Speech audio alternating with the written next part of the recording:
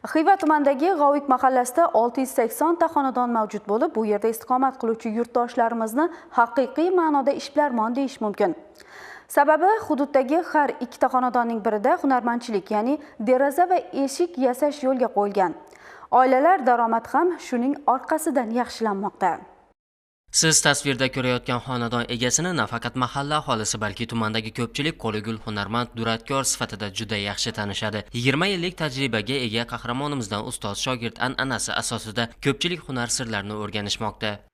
2024-yilda 65 tadbirkorimize imtiyozli kredit ajratib berdik. Shundan 125 ishchi o'rin yaratıldı. İşsiz ailenin yüzü yok bir de bizde de G'ovik mahallasında. Tadbirkorlarımız şu aynı işlerini Karakalpakstan Respublikası'nın barcha tumanlarında, Xorazm viloyatining barcha tumanlarında şu aynı işlerini aparıp satıp şundan yaxshi daromad ko'radilar.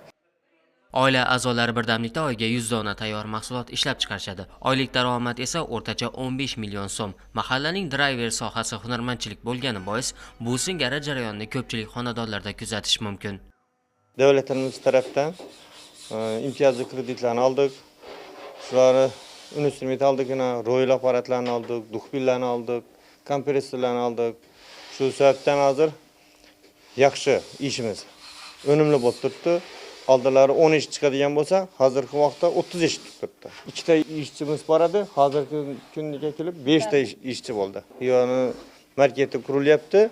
Shu yerdan ham zakazlarni olib turibmiz. Bizning mahsulotlarimizni tuman rayonlarda bo'lib qolib emas, jahon bozoriga chiqarmoqchimiz. Xonadonning o'zida tashkil etilgan korxonada ish ko'lami ancha keng. Buni tayyor mahsulotlarni kuzatish asnosida ham sezish mumkin. Hozirda ishlab chiqarilayotgan tayyor mahsulot to'liq ichki bozorga yo'naltirilmoqda. O'zbekiston 2030 strategiyasida ham sanoatning driver sohalarini rivojlantirish va hududlarning sanoat salohiyatini to'liq ishga solish belgilangan. Ayni yo'nalishda mebel mahsulotlarini ishlab chiqarish hajmini karrasiga ko'paytirish maqsad qilingan. Qisqacha aytganda, barqaror iqtisodiy o'sish orqali aholi farovonligini ta'minlash mumkin. Barcha berilayotgan imkoniyat va rag'bat ortida fuqarolar yashash sharoitini yangi pog'onaga ko'tarish maqsad qilingan.